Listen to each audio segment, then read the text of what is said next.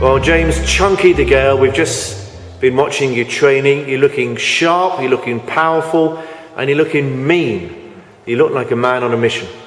Yeah, no, I'm feeling good, man. The camp's been a long camp because I was meant to box in January and then February and now obviously March. So I've been in the gym since the start of the year, so feeling fit. It's been a long camp and I'm really ready to go now. You've had a change of opponent, haven't you? It was an Argentinian, it's now a Colombian, but yeah. Pretty dangerous guy to fight. A dangerous customer, yeah. He's pretty good, Alexander Brand.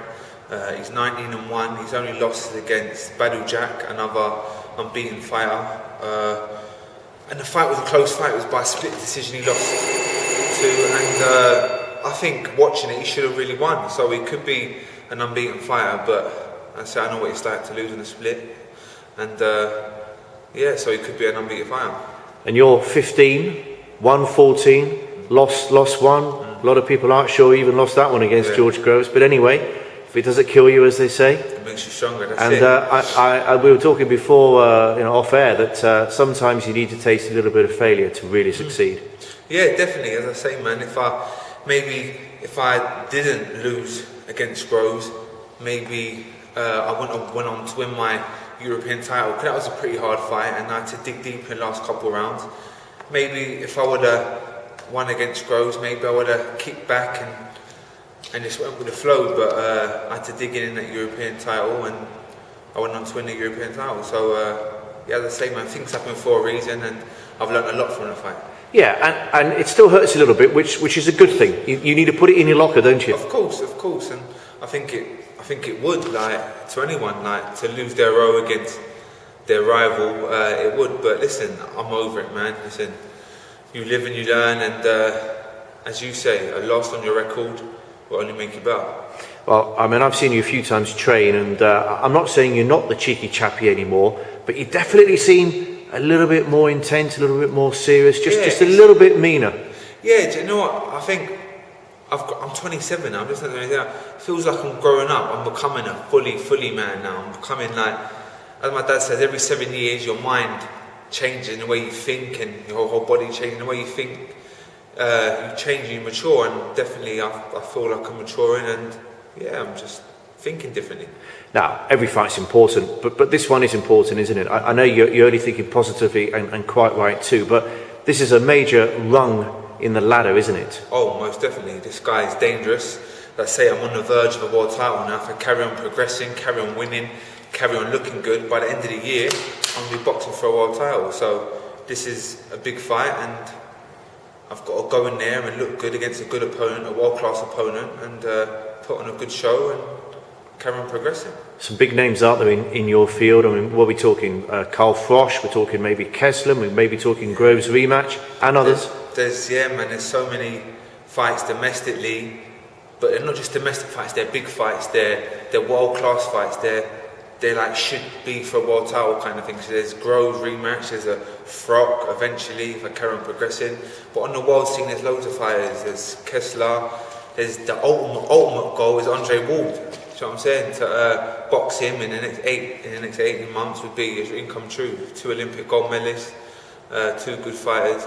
But as I say, man, I'm just concentrating on what I've got to do on the 23rd and just keep on progressing, keep on looking good, and by the end of the year I'll be in big fights. Does it seem like 5 years ago, or getting on for it's 4.5 years, isn't it? Or does it seem like 5 minutes ago that gold medal was being put around your neck? You can't rest on your laurels, can you? But it can never be taken away from you. No, of course. Well, that's what my close family and friends always say. Whatever happens, you can't take away that Olympic gold medal. Like, to an Olympic gold medal, everyone dreams of that. Every athlete that goes to the Olympic Games dreams win an Olympic gold medal, and whatever happens, I've got an Olympic gold medal. But like I say, man, I'm a professional and I'm an ambitious fighter, and I want to get that world title. Well, I was going to say that you get 2 types of Olympic gold medalists in boxing, don't you? You get those who actually don't go on, and that's pretty much it, and a bit of a disappointment, really. Yeah. And you get those who do go on and become great world champions. Yeah. And I'm guessing I know which category you want to be in. Yeah, man, I want to go all the way. I want to win that world title, or maybe even win the world title, go up in weights and get more world titles. But as I say, I'm taking one fight at time now, and I say eventually, please believe me, I will win a world title. Yeah, I'm sure you will. Now, we're talking about super middleweight, light heavy.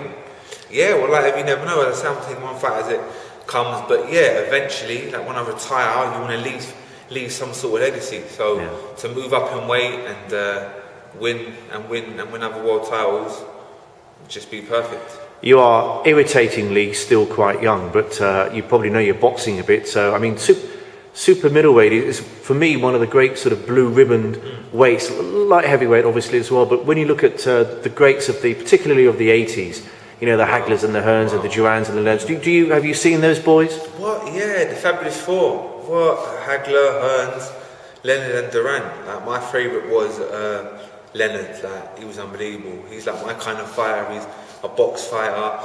He can hit, but he had personality, didn't he? He had something about him. So he's my favourite. But I liked Hagler as well. No nonsense. What about the epic, the Hagler Hearns? It wasn't a boxing fight. It was like a barroom brawl, wasn't it? Yeah, 3 rounds war basically. But yeah, man, they were great fights and great fighters. Yeah, and then of course there was Roy Jones Jr. in his part. There was Joe Calzaghe. There's been Collins. Yeah, the history of my weight, super middleweights. There's been some unbelievable fighters, and as you say, our last world champion at super middleweight before Frock was Calzaghe, one of my favourites, and a great fight, man. Yeah, brilliant. Well, what else is going on in your life? You say still an Arsenal supporter. It's not for Christmas a football club. It's for life, isn't it? No, of course. Frustrated? Yeah, a little bit frustrated. But as I say, I think we've come through this rough patch. But I think we've got to sort a couple of things out within the team, man. And you going much? No, I haven't really been going, to be honest, with training and stuff like that. It's been hard to get down there, but yeah. Fantastic. And listen, everybody knows you as chunky. You don't look very chunky to me, mate. But that remind us again, that comes from childhood, doesn't it? Yeah, it just comes from childhood. Like when I walked in the gym at the age of 10, and my first coach, Phil Pearson, he just named me Chunky because I was a bit basically fat. Yeah, I was fat and chunky, so he called me Chunky, and it stayed ever since. So people in the boxing world and people in boxing know me as Chunky, so it's just stayed. It's James Chunky DeGale, man. Brilliant. So listen, tell us about the fight. Where is it? When is it? Who's it against? Yeah, it's 23rd of March, Globe Arena, Blue Water, live on Channel 5. I think it's 10 o'clock, so tune in, man. Tune in, 23rd of March, and see an explosive, wicked performance from myself. And massively important as well. I mean, you don't just want to win, do you? You want to make a statement. Yeah. I'm just not happy with the win. I want to look good. I say you've got to put on these good performances so people talk and people want you in the big fight. So expect an explosive, wicked performance from myself. Fantastic. And expect a great year, great couple of years ahead. Great year, yeah, most definitely, man. It's just not short term, it's long term, and I'm here for a good old while, looking to win world titles and being massive fights. So as I say, I'm here for everyone supporting. Keep on supporting. I will not let you down. Good age, 27. You're not a kid. You're not wet behind the ears anymore. But you're not you're not in the twilight either. You've got all the experience in the world. Now's your time, isn't it? Yeah, now's my time. As I say, 2013 is a big year for me. It's been 4.5 years since I won the Olympic gold medal. I've been a professional. So I think 2013 is my time, my year to do big things. So prepare yourself. It's going to be a big year. We wish you all the luck in the world. Thank you, sir. Thank you.